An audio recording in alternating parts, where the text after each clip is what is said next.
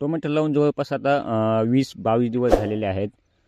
तर आता हे बघा, बरेचशा झाडांना अशा बारीक बारीक असा फुलकळी लागायला सुरुवात झालेली आहेत.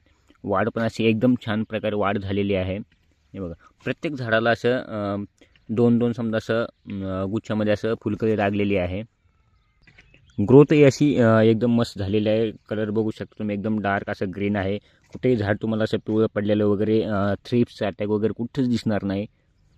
तर आपण याला फक्त 2च फवारणी घेतलेल्या आहेत आणि 2 ड्रिंचिंग घेतलेले आहे. त्याच्यामध्येच बघा ग्रोथ एकदम मस्त झालेली आहे. हे बघा, आता इथं एक आता फुलकळीचं एक गुच्छ आहे, इथं एक आहे, वरती एक आहे.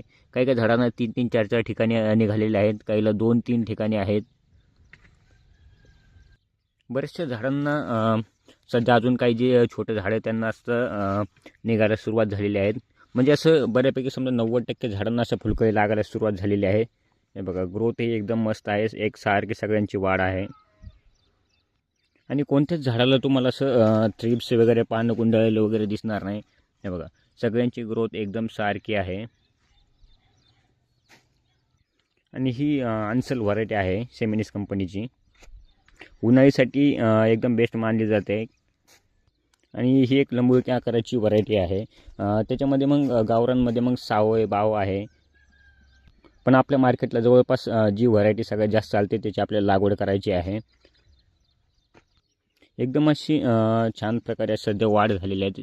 हे बघा, प्रत्येकी झाडांना सगळीकडे आता सध्या फुलकळी लागवण झालेली आहे.